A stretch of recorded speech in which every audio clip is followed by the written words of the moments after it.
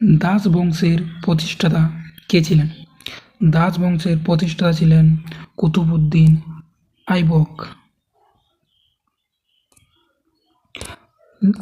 পরের প্রশ্ন হচ্ছে, কত খ্রিস্টাব্দে দাস বংশের প্রতিষ্ঠাতা হয়েছিল? দাস বংশের প্রতিষ্ঠাতা হয়েছিল 1206 খ্রিস্টাব্দে এবং এর প্রতিষ্ঠাতা ছিলেন কুতুবউদ্দিন আইবক। কুতুবউদ্দিন আইবক কার বিশ্বস্ত দাস বা সেনাপতি ছিলেন? কুতুবউদ্দিন আইবক মোহাম্মদ গৌরীর বিশ্বস্ত সেনাপতি ছিলেন। পরের প্রশ্ন হচ্ছে কুতুবউদ্দিন আইবকের মৃত্যুর পর দিল্লির সিংহাসনে কে বসেছিলেন? কুতুবউদ্দিন আইবকের মৃত্যুর পর 1210 খ্রিস্টাব্দে তার পুত্র আরাম শাহ দিল্লির সিংহাসনে বসেছিলেন এবং তাকে হারিয়ে ইলতুৎমিশ তারপরে দিল্লির সিংহাসন গ্রহণ করেছিলেন। পরের প্রশ্ন হচ্ছে, দিল্লির প্রকৃত প্রতিষ্ঠাতা বা দিল্লি সুলতানের প্রকৃত প্রতিষ্ঠাতা কাকে বলা হয়?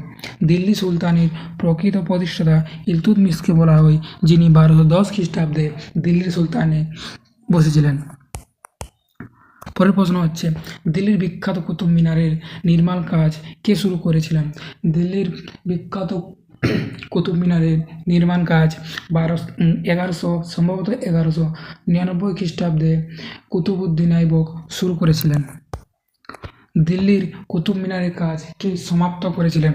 দিল্লির কুতুব মিনারের কাজ সমাপ্ত করেছিলেন ইলতুৎমিশ।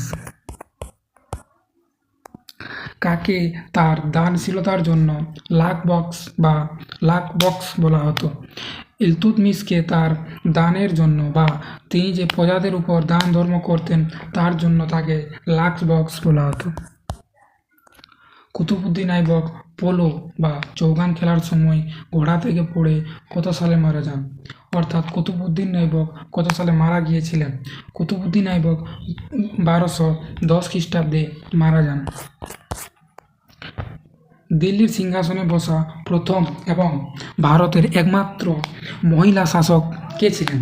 দিল্লির সুলতানে বসা ভারত তথা বিশ্বের প্রথম মহিলা মুসলিম শাসক ছিলেন রাজিয়া সুলতান বা সুলতানা রাজিয়া। চল্লিশা চক্র বা বান্দেগানি চেলগানি গ্রুপ অফ 14 পিপল কে শুরু করেছিলেন? চল্লিশা চক্র বা বান্দেগানি চেলগানি ইলতুৎমিশ গঠন করেছিলেন তার রাজত্বকাল বা তার রাজত্বকে ভালোভাবে পরিচালনা করার জন্য। রৌপ্য মুদ্রা টঙ্কা বা তাম্র মুদ্রা জিতল কে প্রচলন করেছিলেন? এই দুটি মুদ্রা ইলতুৎমিশ তার রাজত্বকালে প্রচলন করেছিলেন।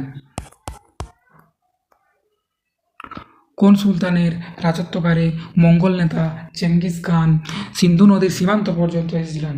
সম্ভবত ইলতুৎমিশের রাজত্বকালে মঙ্গল নেতা চেঙ্গিস খান ভারতের সিন্ধু নদী পর্যন্ত এসেছিলেন। সুলতানা রাজিয়া কার কন্যা ছিলেন? সুলতানা রাজিয়ার কন্যা ছিলেন ইলতুৎমিশের। চল্লিশা চক্র বা চাহালগানি সম্পূর্ণভাবে কে ধ্বংস করেছিলেন? চল্লিশা চক্র যেটা ইলতুৎমিশ তার রাজত্বকালে শুরু করেছিলেন সেটা গিয়াসউদ্দিন বলবন তিনি এই সংগঠনকে ধ্বংস করেছিলেন। রাজতন্ত্রের মর্যাদা বৃদ্ধির জন্য সিজদা বা পাইবোস প্রথা কে চালু করেছিলেন? এই দুটি প্রথা গিয়াসউদ্দিন বলবন তার রাজত্বকালে শুরু করেছিলেন। পারস্যের বিখ্যাত উৎসব নৌরজ ভারতে কে প্রবর্তন করেছিলেন? নৌরজ নামের এই ফেস্টিভ্যালটি ভারতে প্রচলন করেছিলেন গিয়াসউদ্দিন বলবন।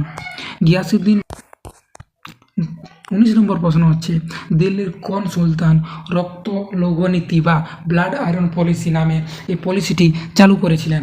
নিচের অপশনের মধ্যে গিয়াসউদ্দিন বলবন তিনি রক্ত লৌহ নীতি চালু করেছিলেন। কোন সুলতান নিজেকে জিল্লেলাই ঈশ্বরের ছায়া বলে ঘোষণা করেছিলেন? গিয়াসউদ্দিন বলবন নিজেকে জিল্লেলাই বা ঈশ্বরের ছায়া বলে প্রবর্তন করেছিলেন। দাস বংশের শেষ শক্তিশালী বা গুরুত্বপূর্ণ সুলতান কে ছিলেন?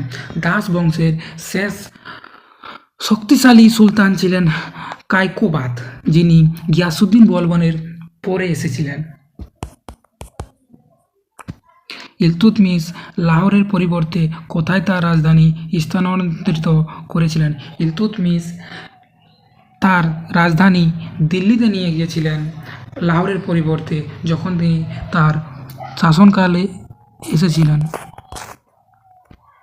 দাস বংশের চূড়ান্ত অবসান ঘটিয়ে কোন রাজবংশ সূচনা হয়েছিল? দাস বংশের পর 1190 খ্রিস্টাব্দে খিলজি বংশ প্রতিষ্ঠা করেছিলেন জালালউদ্দিন ফিরোজ খিলজি। আজমিরের বিখ্যাত আড়াই দিন কা ঝোপড়া কে তৈরি করেছিলেন? আজমিরের বিখ্যাত আড়াই দিন কা ঝোপড়া তৈরি করেছিলেন কুতুবউদ্দিন আইবক।